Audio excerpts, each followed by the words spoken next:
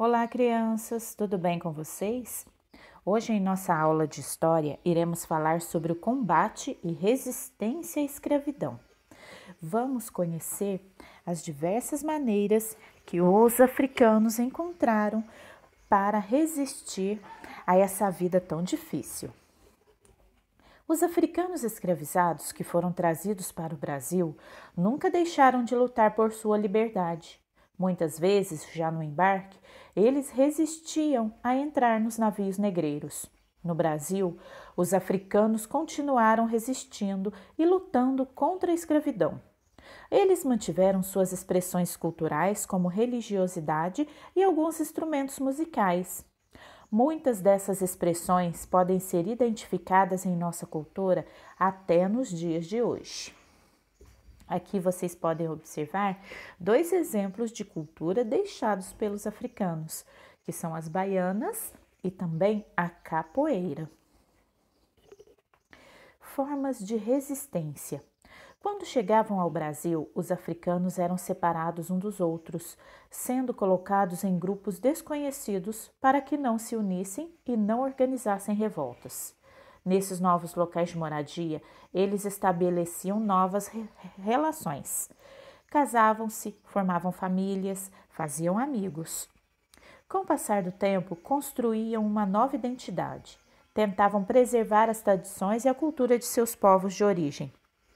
Os africanos escravizados também organizavam fugas. Sozinhos ou em grupos, homens e mulheres se escondiam nas matas. Quilombo dos Palmares. Os quilombos eram comunidades formadas por escravizados fugitivos.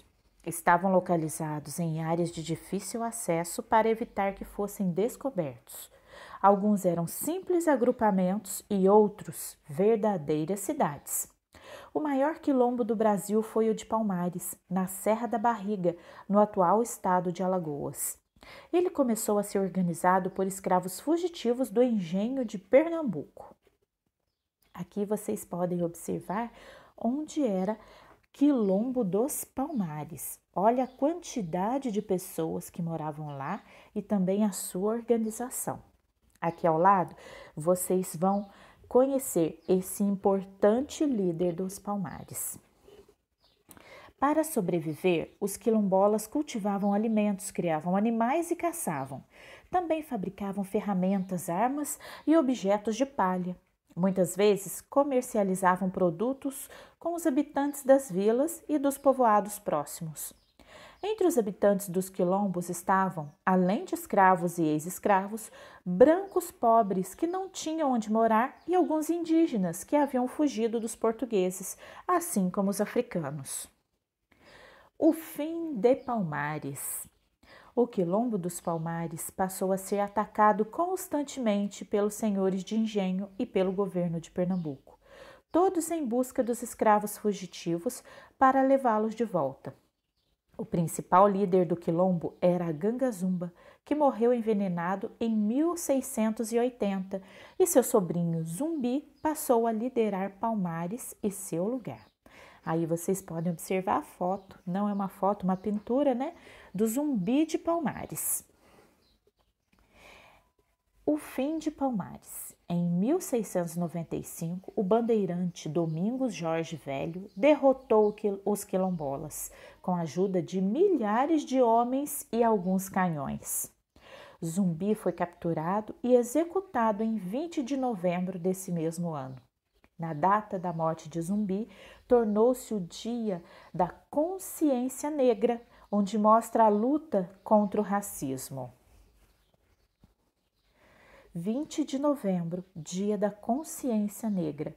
Lembrar a resistência do povo negro para avançar na luta por uma sociedade livre de toda forma de opressão. A Revolta dos Malês. Os africanos escravizados organizaram diversas rebeliões e uma das maiores foi a Revolta dos Malês, que ocorreu em 1835 na cidade de Salvador.